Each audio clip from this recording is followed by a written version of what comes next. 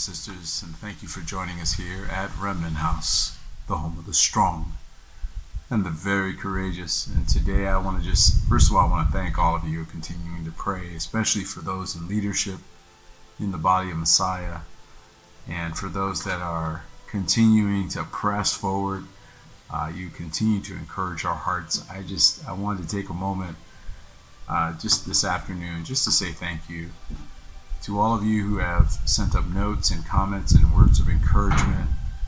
Many of the things that those that are called to ministry have to deal with in this hour is uncovering lies, unlearning things, and that's not easy to do, but it's easier when you have brothers and sisters like you who are as dedicated and as devoted to Him and to the truth as we are. And so thank you so much for your faithfulness, for your standing in faith. You're the quiet ones in the corner. You're the ones behind the scenes, but you make all this work. You make it all happen. And I'm very grateful for how Yehua moves through each one of you. We talk a lot about the gifts here. We talk a lot about how He moves differently through different people. And I don't think there's any better example of that than those that are in leadership and different pastoral roles or other roles in the body. And we all need one another. There are no exceptions. And this is why it's so important in this hour for us to get better at losing competition and getting rid of anything that causes warfare between us as brethren. We already are in a war. We don't need any of that inside. And so, it's kind of like a boat. The boat is fine as long as the water is outside the boat. As long as the water's outside and the boat is dry, we're good. When the water starts to come in, that's not okay. That boat's going to sink. In the same way, it's one thing for us to be in the world.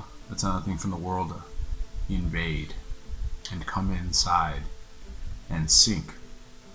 So this is why we have to have faith. Even as Messiah gave us a wonderful example going across the sea. And when He got up, He rebuked the wind and the rain, and He said, "Peace, shalom, be still." If there's one thing that we have in abundance here, it's just that.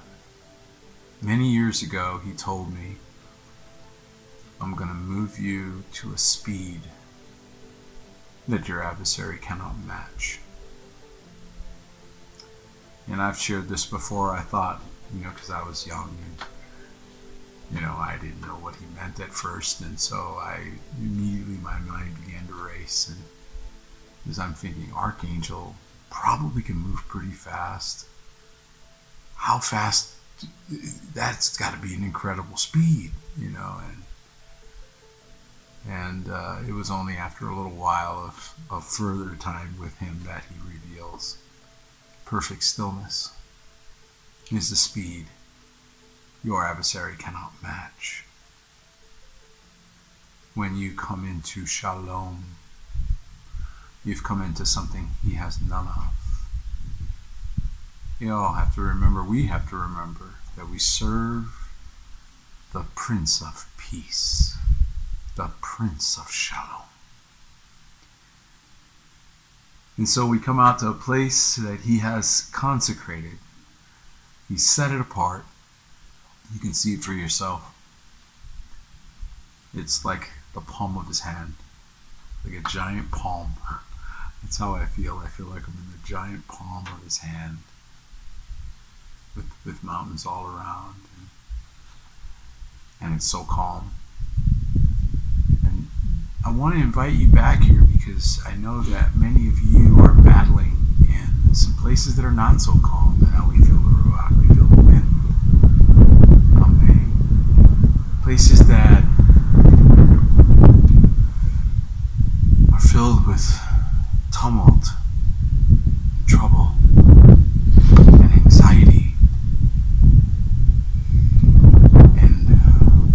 oars on the wind.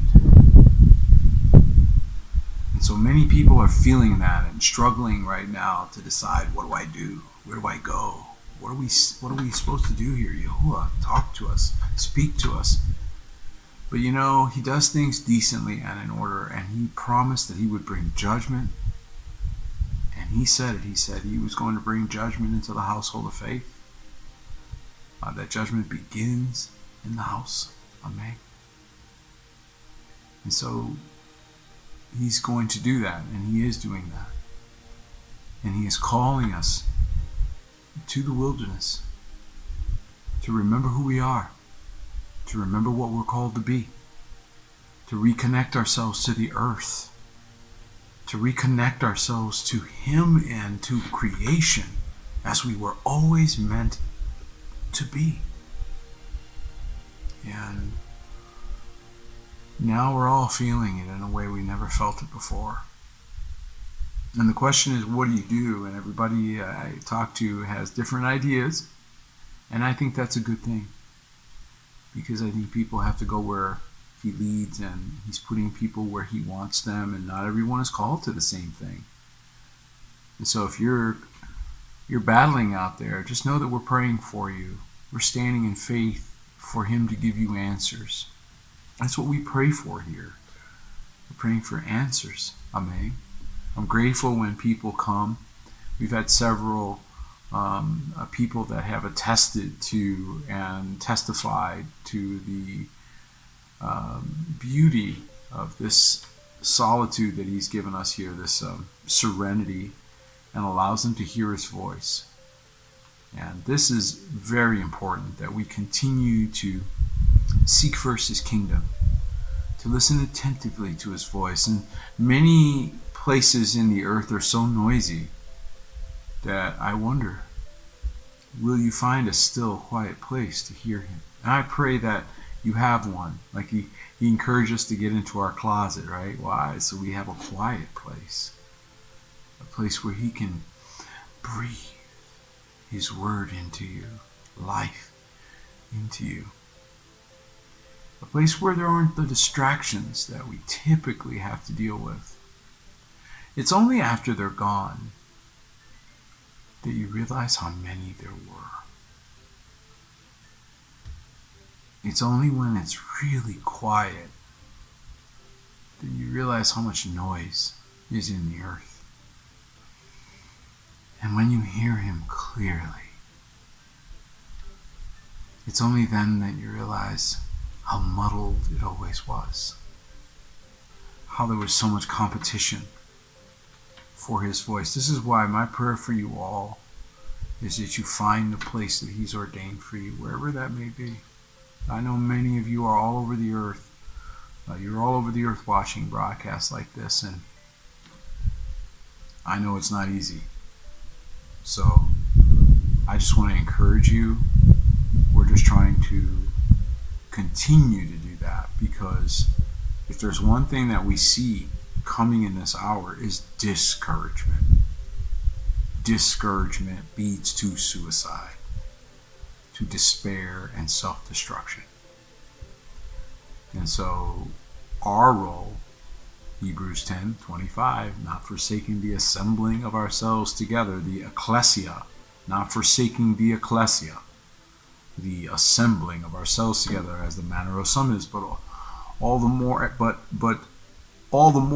exhorting one another, and all the more as we see the day approaching. So exhort means to encourage one toward an end. And that means encouragement. That means putting courage in. So there wasn't courage, now there's courage because of you. You are walking encouragement to someone. And it may be hard for you to encourage them if you're discouraged, but I got to tell you that that's the remedy. It's what we sow that we reap, right? And so many times we can see someone else's destiny better than our own. Have you ever noticed that your anointing works better for others than it does for you? And so when you pray for others, they get breakthrough. Well, that's why we need one another. That's why we have to have that circle so that it continues to move, and we are all blessed. Amen. And so let me encourage you to pray for one another. And that means both ways, because sometimes one person is doing all the praying for other people and then no one's praying for that person. So we have to all pray for one another, and we have to pray for him to move, to give us understanding and give us light. He is confirming so many things right now. I don't even want to do any, this broadcast is not to do like a Bible study of any kind, or I'm really just kind of basking in all the confirmations and supernatural things that are happening. And many of you are sending up notes and comments. I'm hearing from more and more people with supernatural experiences, more dreams, more visions, more prophetic words, more insight, sudden bursts of understanding. This is really fun because I'm hearing from people who you could tell they just got downloaded.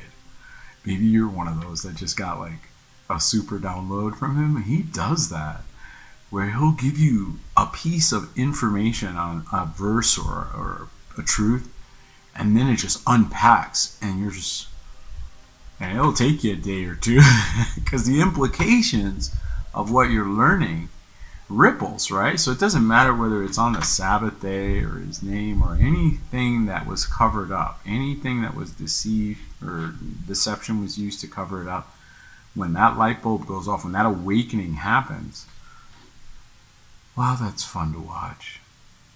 I have to say that is one of the most rewarding things of this time period. For those that have labored hard for your brothers and sisters, this is an hour of great vindication for you. And the heathen continue to rage because they don't know what they're doing. They can't see the kingdom, but you can. His kingdom is coming. His will being done in earth as it is in heaven. And that means our sight is going to continue to expand.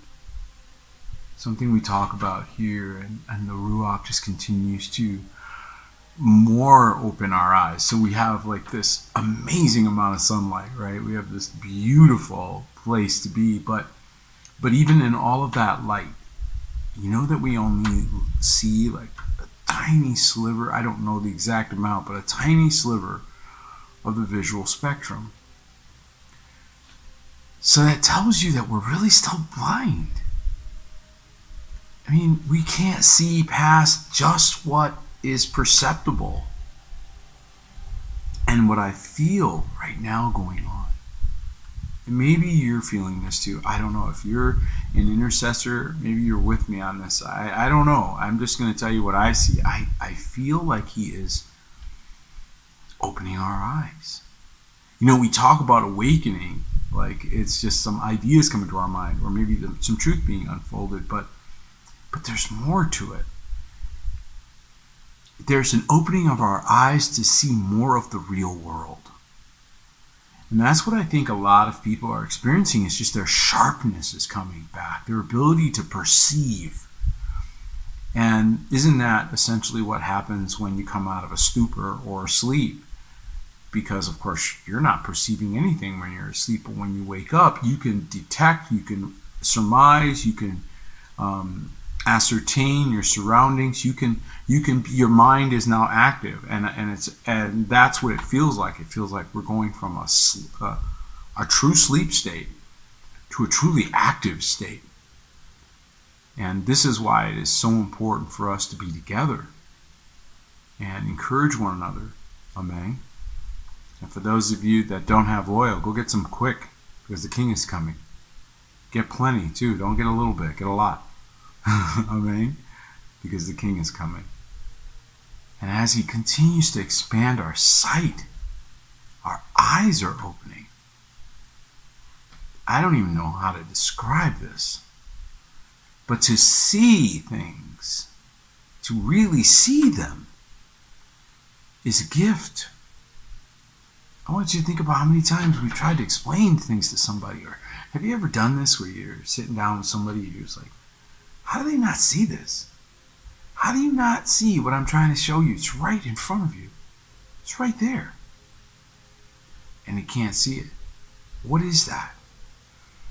It's not just visual, like, they can't literally see the words. There is a sight, a perception sight that's more than our visual sight, but it's part of our visual sight, if that makes sense.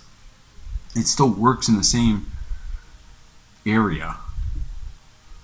The information is supposed to be coming in that way. It's not just supposed to be, like just the physics, what you see. It's all supposed to be perception, and now we're getting that.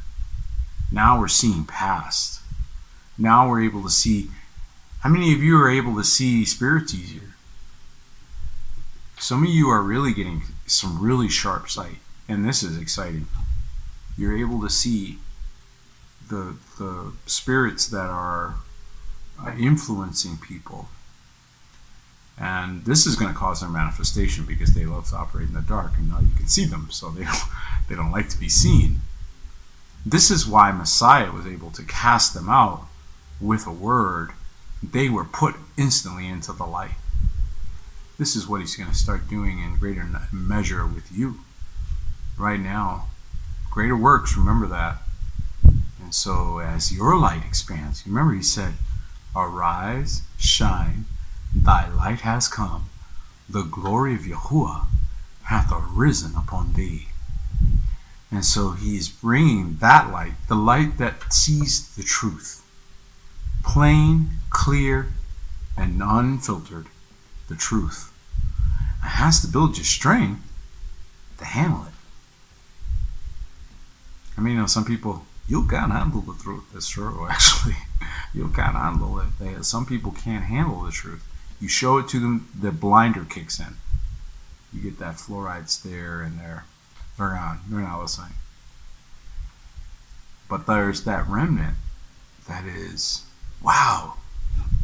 And I know I'm going to hear from a lot of you because you've already shared. Some of you have already shared, and you need to keep sharing that, by the way. So those of you that have testimonies where he's opened your eyes to something, or given you visions, or showing you the future, or anything where your eyesight, where your vision has improved, you got to share this with people. You have to keep sharing those. And I know maybe some of you have shared it a few times. You're like, oh, everyone's heard it. No, keep sharing it.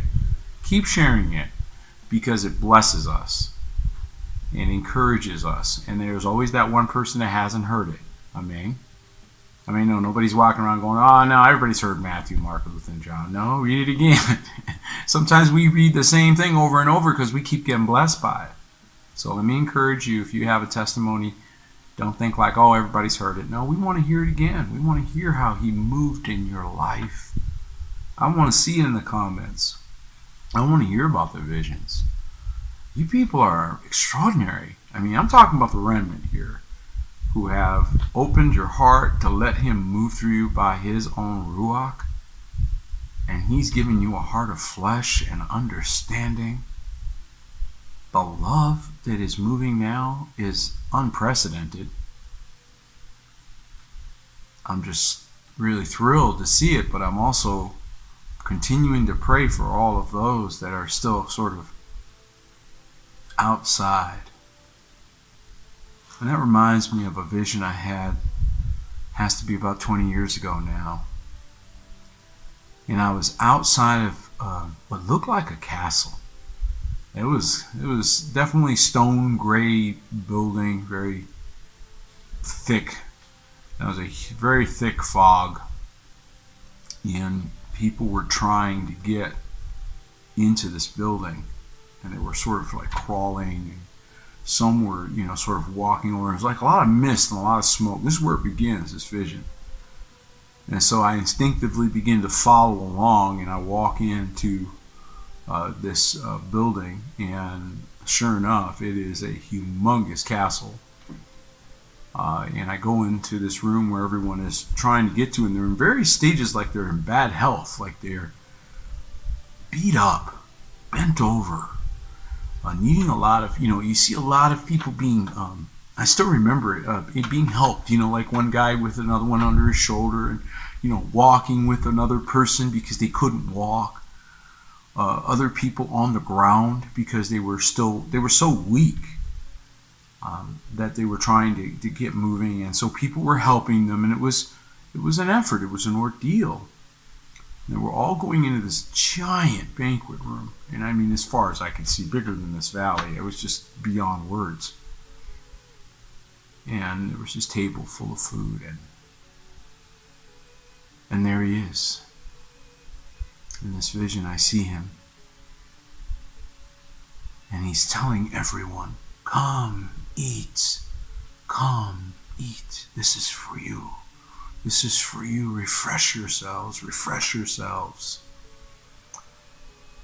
And so with others, I went and I ate, and I'm watching him.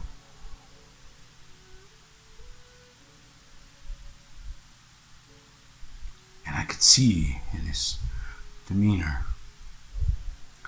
that he was, while on the one hand encouraging those that were there, on the other hand, you could see there was something paining him.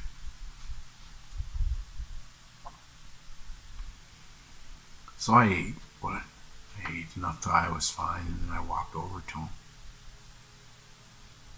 This is the King of all glory that I'm seeing in the vision. I can't make out details of his face, so don't ask me that, but I knew who I was talking to. And I asked, "What is it? Something's wrong. What is it?" And he says, "Peter, this food is for you. Eat, eat." And I said, "I've eaten, but something's wrong. What is it?" And I wasn't alone at that point. There were a small handful of people that were with me, standing around him. And we all could detect the same thing. So we got pulled into a room to the side. I can't tell you what kind of room it was. I just know we got pulled into a private room. And he began to explain to us that there were many people who were too weak to make it without help. That they wouldn't make it to the banquet that he had set out for everyone. So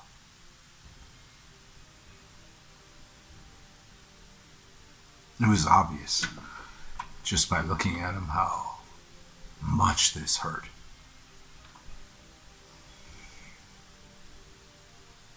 But we'll go.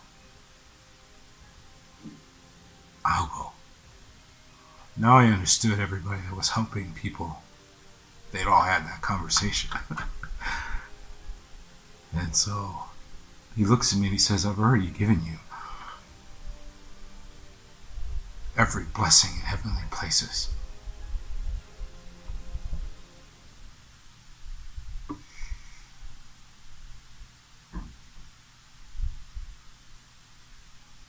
I've already given you everything. I've already rewarded you greatly. And we were all united. Everyone in that room were saying, "We're not going for that. We don't want a reward. We're going because we love you." So when I see my brethren, when I see my brother, a pastor over there, or a prophet over there, evangelist on the streets,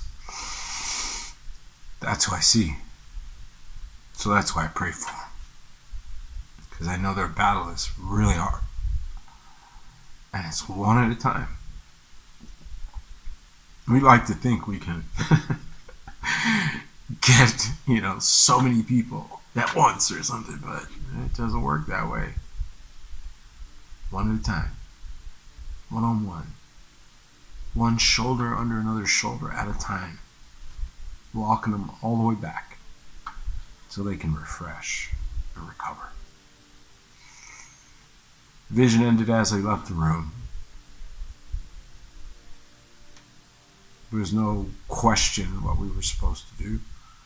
You just know. Your job is to go out and help every single person who is hurting and bring them home.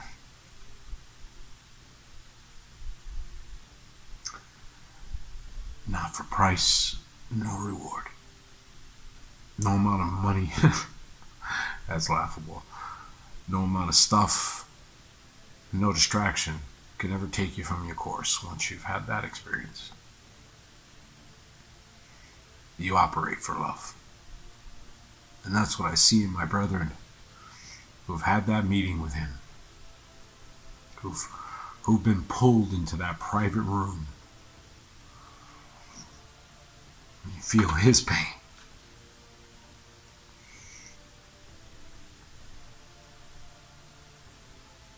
It's one thing that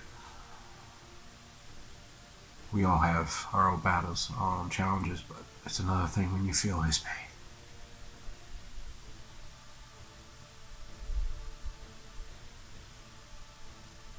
So thank you to every one of you who help,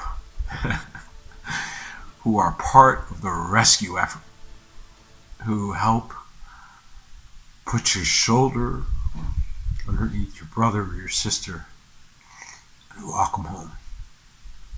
I can't thank you enough. It's a thankless job sometimes. Don't worry. His smile, his embrace, his kiss on your face, reward enough. We're almost done.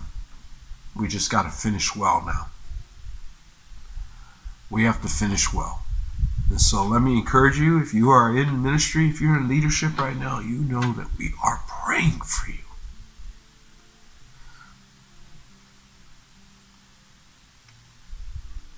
We are sending reinforcements. We have air superiority. We have taken the air. Now it's up to you. It's up to us to take the ground. The King is giving us victory, but we have to walk it out. It's time to press this fight. With a word you cast out demons. With a word you command sickness to depart. He didn't ask you to suggest to you or say to give it a try. He commanded you to heal the sick. And that's just what he wants. He wants you to lend your strength to your brethren. And this is the word that he continues to pour into all of us here. And so first he makes us strong. Right? So that we can recover. So he says, eat. Get your strength back. And then once we've recovered, he sends us to come and get you. To come and encourage you and stand with you. Because alone you'll only get yourself killed. But together, we're undefeated. There's nothing we can't do. We just bind together. And that begins with the leaders. The incredible respect for every gift, every one of them, all the fivefold.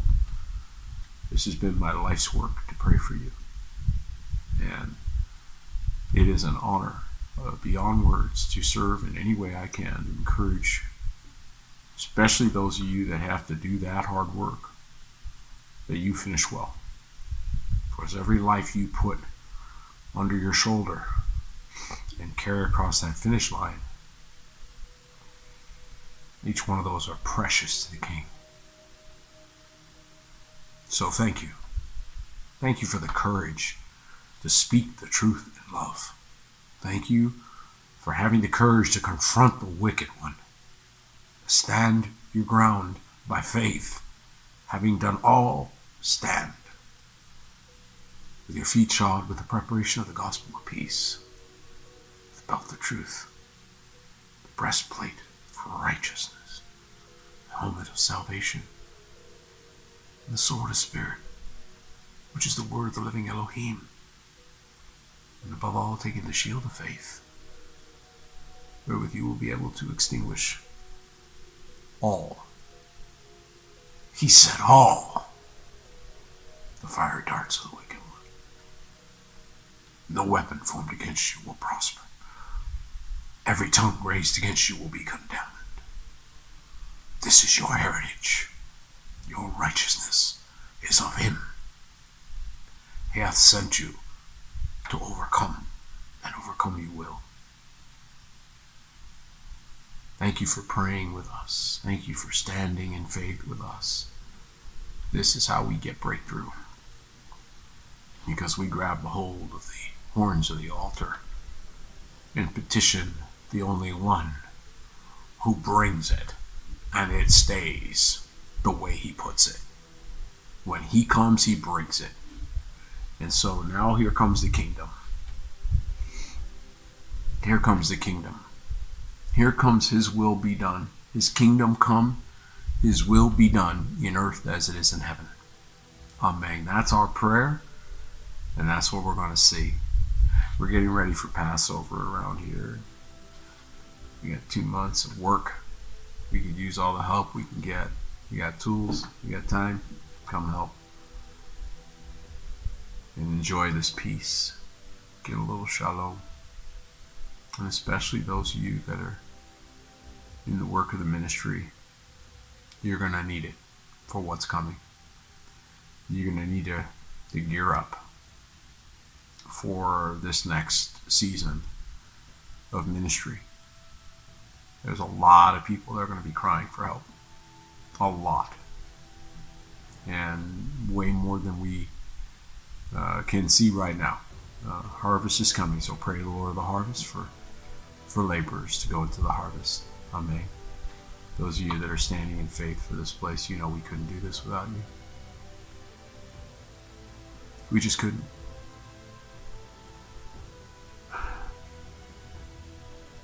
How many lives will be affected because we were obedient?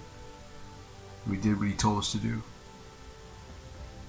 It's already impacting ministries. It's already impacting others. We've just begun. Thank you for those of you that are in it with us. Thank you. Thank you for honoring him. May Yehua bless each and every one of you. And remember Yahushua HaMashiach. He alone is King of Kings.